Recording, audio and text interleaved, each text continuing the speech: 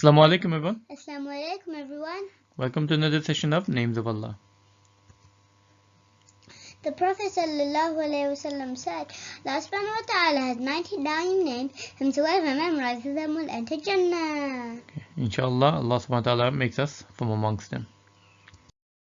So, last week we learned two names.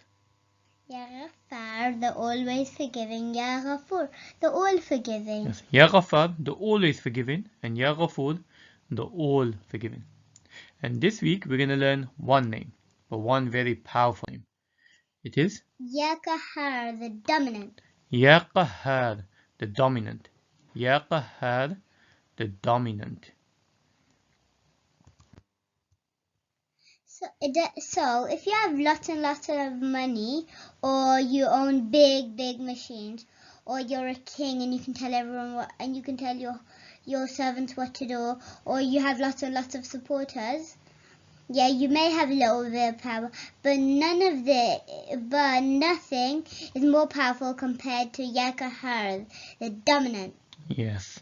So some people might think if they got lots of money or if they're a king, that yes, they've got power in this world, that they can do whatever they want, that they are the strong ones. But no, all of these types of powers that we might have in this world is nothing compared to Ya Qahhaar, the dominant. Allah subhanahu wa ta'ala is the one who is stronger than all of these things. Allah subhanahu wa ta'ala is the one who dominates over all these things.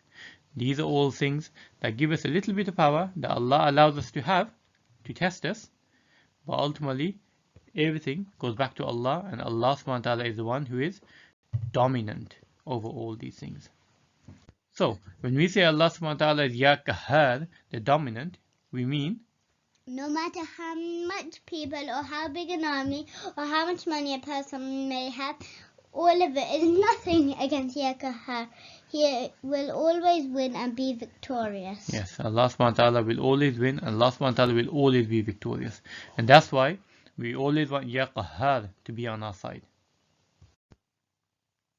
Ya Qahhaar has power over everything, including animals and nature. There are so many examples of Allah subhanahu wa ta'ala's power in the story of the prophets. Yes, so Allah subhanahu wa ta'ala does not just have power over the things that we mentioned, like power over kings and power over people and machines.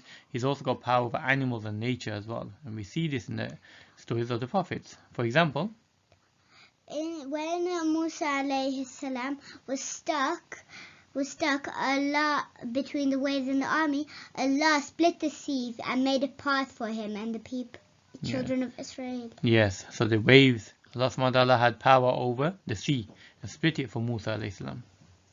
When Prophet Ibrahim alayhi salam was thrown into the fire, Allah subhanahu wa ta'ala made sure that it was cool and cold like a garden. Yeah, so then the fire had to listen to Ya Qahhaar, because Ya Qahhaar dominates over the fire.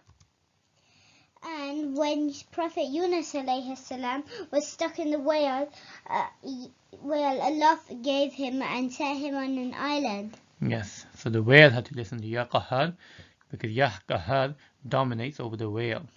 So then we see that actually, as long as Ya Qahhaar is on your side, then you'll always win.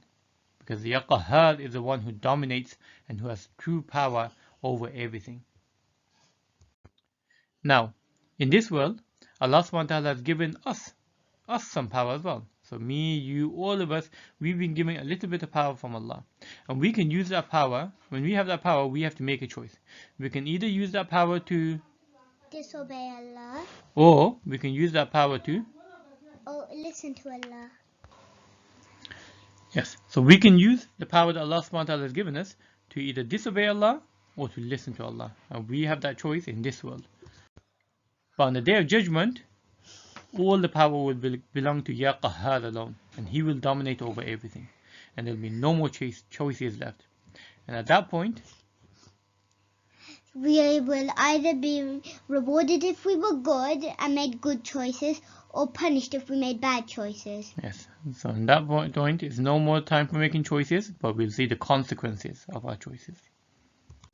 So today we learned one very powerful name, Ya Qahhaar, the dominant. Ya Qahhaar, the dominant. Okay. Let's go to all our names so far.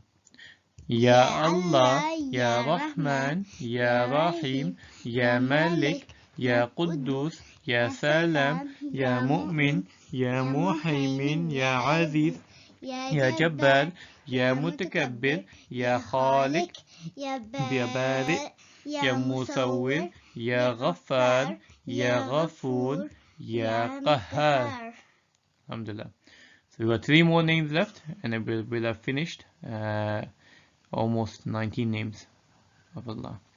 So alhamdulillah, carry on practicing, carry on memorizing, and most importantly, when you make dua, then be sure to use these names when you're making dua to Allah. Okay. Assalamu alaikum. Assalamu alaikum.